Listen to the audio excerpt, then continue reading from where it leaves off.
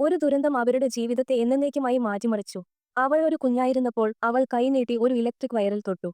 Rice cooker തകർന്നു. തീജ്വാലകൾ അവളുടെ കുഞ്ഞൻ ശരീരത്തെ വിഴുങ്ങി.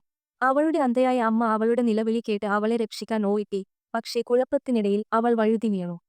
കുഞ്ഞ് അതിജീവിച്ചു. പക്ഷേ അമ്മയ്ക്ക് വേദനാജനകമായ പൊള്ളലേറ്റു. അത് അവളുടെ ജീവിതകാലം മുഴുവൻ മുറിവേൽപ്പിച്ചു. വർഷങ്ങൾ കടന്നുപോയി. ആ കൊച്ചു പെൺകുട്ടി വളർന്നു. അവളുടെ അമ്മ അവളെ പരിചരിച്ചുകൊണ്ടിരുന്നു. അവളെ എടുത്ത് എല്ലാ ദിവസവും അവളുടെ ക്രച്ചസിൽ സ്കൂളിൽ വിട്ടു. എന്നാൽ നന്ദിക്കു പകരം മകൾക്ക് നാണക്കേട് തോന്നി. ഒരു ദിവസം ലജ്ജയോടെ അവൾ മുഖം മറച്ച് സ്കൂൾ ഗേറ്റിൽ അമ്മയെ കടന്നുപോയി. അന്ധയായിരുന്നെങ്കിലും അമ്മ അവളുടെ ഗന്ധം തിരിച്ചറിഞ്ഞു. ശാന്തമായ സങ്കടത്തോടെ തിരിഞ്ഞു. വീട്ടിൽ അവരുടെ വേദന തിളച്ചുമറിയുകയായിരുന്നു. ഒരു കൈപേറിയ തർക്കം പൊട്ടിപ്പുറപ്പെട്ടു. കോപത്തിൽ മകൾ അവളുടെ ഫോൺ തകർത്തു.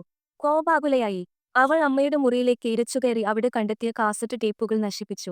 ഹൃദയം തകർന്ന അമ്മ അവളെ തടയാൻ ശ്രമിച്ചു. പക്ഷേ അബദ്ധത്തിൽ ആ ദാരുണമായ ദിവസത്തിന്റെ മുറിവിൽ സ്പർശിച്ചു.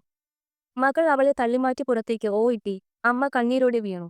ആ രാത്രിയിൽ പശ്ചാത്താപം പെൺകുട്ടിയെ വീട്ടിലേക്ക് തിരികെ കൊണ്ടുവന്നു. അവളുടെ കിടക്കയിൽ അവൾ തകർന്ന ടേപ്പുകൾ കണ്ടെത്തി. അവളുടെ ഹൃദയത്തിൽ കുറ്റബോധം ഭാരമായി. അവൾ അവ ശ്രദ്ധാപൂർവം വീണ്ടും കൂട്ടിച്ചേർത്തു. അവൾ ഒന്ന് റെക്കോർഡറിൽ വച്ചു. അവൾ കേട്ടത് അവളെ തകർത്തു. അത് സംഗീതമായിരുന്നില്ല. അത് കഥകളല്ല. അത് അവളുടെ അമ്മയുടെ ശബ്ദമായിരുന്നു. സങ്കടവും ഖേദവും നിറഞ്ഞതായിരുന്നു. ആ ടേപ്പുകളിലൂടെ അവളുടെ അമ്മ സ്വയം ക്ഷമാപണം നടത്തി. അപകടത്തിന് ഇത്രയും വർഷങ്ങളായി സ്വയം കുറ്റപ്പെടുത്തുകയും സ്വയം വീണ്ടും വീണ്ടും ശിക്ഷിക്കുകയും ചെയ്തു. സ്നേഹം ഒരിക്കലും നിർത്താത്ത ഒരു അമ്മ. ഒടുവിൽ മനസ്സിലാക്കിയ ഒരു മകൾ. കഥയുടെ ധാർമ്മികത. ഓരോ മുറിവിനു പിന്നിൽ ഒരു ത്യാഗമുണ്ട്. ഒരു അമ്മയുടെ സ്നേഹം നിശബ്ദമായിരിക്കാം. പക്ഷേ അത് ഒരിക്കലും ഇല്ലാതാകില്ല. അത് വിലമതിക്കാൻ വൈകുന്നതുവരെ കാത്തിരിക്കരുത്. കൂടുതൽ കഥകൾക്കായി ലൈക്ക് ചെയ്ത് സബ്സ്ക്രൈബ് ചെയ്യുക.